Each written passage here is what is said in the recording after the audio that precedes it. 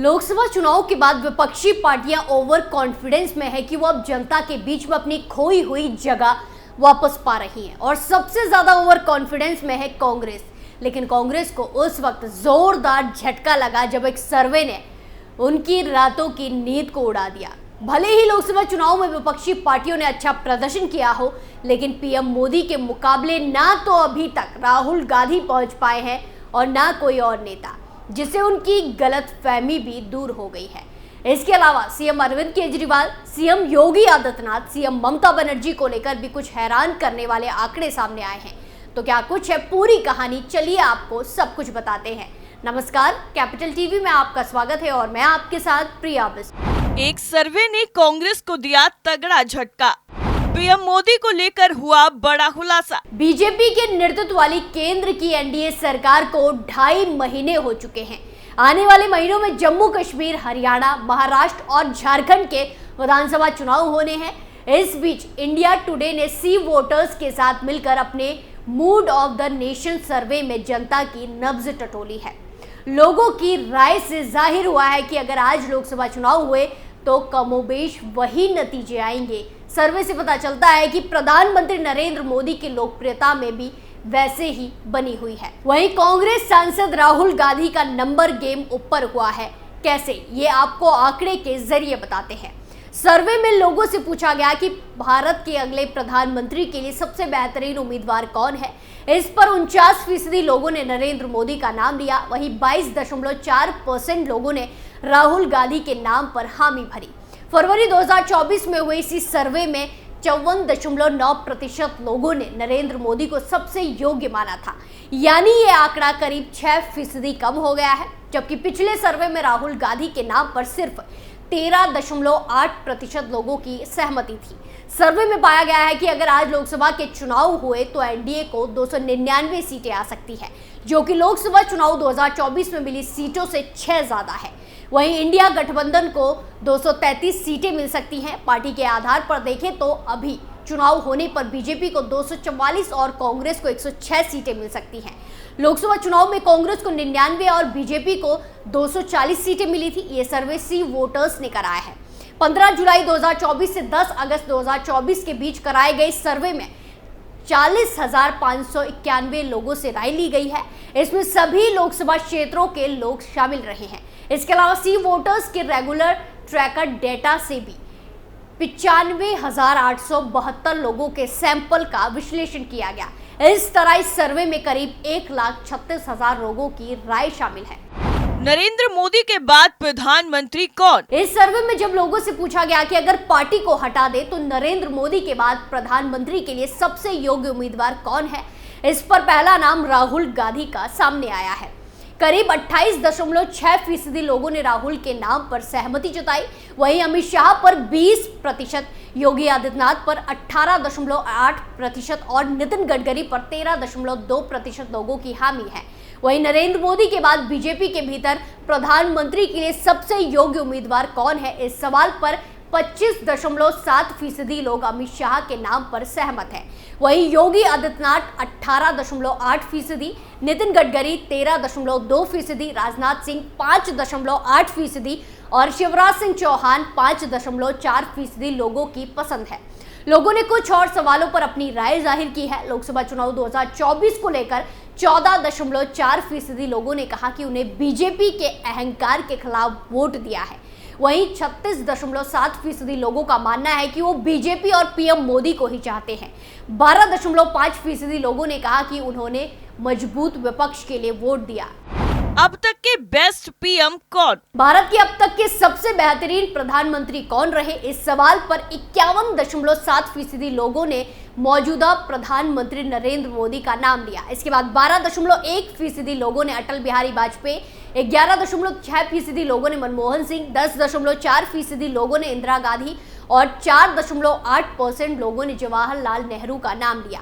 नरेंद्र मोदी को बतौर प्रधानमंत्री 34.3% लोगों ने बहुत ही अच्छा माना, 24.3% ने अच्छा, 14.8% ने औसत माना। वहीं 9.6% लोग मोदी को प्रधानमंत्री के तौर पर खराब मानते हैं और 12.5% लोग बहुत खराब मानते हैं। यूपी के सीएम के बारे में लोगों की क्या राय? Mood of the nation survey के मुताबिक उत्तर प्रदेश के मुख्यमंत्री योगी आदित्यनाथ की लोकप्रियता घटी है। सर्वे के आंकड़े बताते हैं कि अगस्त 2023 में योगी आदित्यनाथ के कामकाज से 47% लोग संतुष्ट थे। फरवरी 2024 में यह आंकड़ा बढ़ा और 51% हो गया। अब 6 महीने में अचानक लोकप्रियता घटकर 39% हो गई है, जबकि बेहतर मुख्यमंत्री के मामले में उन्होंने इस सर्वे में सबसे ऊपर स्थान हासिल किया है। आंकड़े बताते हैं कि अगस्त 2024 में 33.2% लोगों ने उन्हें सबसे अच्छा मुख्यमंत्री माना। हालांकि इसी साल फरवरी 2024 में उनका समर्थन 46.3% था। अगस्त 2023 में हुए सर्वे में योगी को 43% लोगों ने सबसे बेहतर मुख्यमंत्री माना था। ममता के बारे में लोगों की क्या राय? MOTN सर्वे के मुताबिक पश्चिम बंगाल की मुख्यमंत्री ममता बनर्जी की लोकप्रियता बढ़ी है। आंकड़े बताते हैं कि अगस्त 2023 में ममता बनर्जी के कामकाज से 32% लोग ही संतुष्ट थे। फरवरी 2024 में यह आंकड़ा 33% हो गया। अब 6 महीने में अचानक लोकप्रियता बढ़कर 46% हो गई है, जबकि बेहतर प्रधानमंत्री के मामले में उन्होंने इस सर्वे में तीसरा स्थान हासिल किया है। आंकड़े बताते हैं कि कोलकाता कांड के बाद भी उनकी लोकप्रियता का ग्राफ पहले के मुकाबले बढ़ा है। अगस्त 2024 में 9.1% लोगों ने उन्हें समर्थन दिया, जो पिछले सर्वे से थोड़ा बड़ा है। केजरीवाल के बारे में क्या है लोगों की राय? Mood of the nation survey के मुताबिक दिल्ली के मुख्यमंत्री अरविंद केजरीवाल की लोकप्रियता घटी है। सर्वे के आंकड़े बताते हैं कि अगस्त 2023 में केजरीवाल के कामकाज से 58% लोग संतुष्ट थे। फरवरी 2024 में यह आंकड़ा बहुत तेजी से घटा और 37% हो गया। अब 6 महीने में फिर लोकप्रियता बढ़ने लगी है और ये आंकड़ा 44% हो गया है, जबकि बेहतर मुख्यमंत्री के मामले में उन्होंने इस सर्वे में दूसरा स्थान हासिल किया है। आंकड़े बताते हैं कि अगस्त 2024 में 14% लोग उन्हें सबसे बेहतर मुख्यमंत्री मानते हैं। केजरीवाल का क्यों घट गया ग्राफ? दिल्ली के शराब घोटाले ने आम आदमी पार्टी और मुख्यमंत्री अरविंद केजरीवाल की लोकप्रियता को खासा नुकसान पहुंचाया है। आपके कई नेताओं पर भ्रष्टाचार के आरोप लगे, जिससे पार्टी की छवि को नुकसान पहुंचा। केजरीवाल, जो खुद भ्रष्टाचार के खिलाफ एक मुखर नेता के रूप में उभरे थे, उनकी पार्टी पर लगे इन आरोपों ने उनकी विश्वसनीयता पर असर डाला है। इसके अलावा केंद्र सरकार और दिल्ली सरकार के बीच लगातार टकराव ने भी केजरीवाल की छवि को प्रभावित किया है।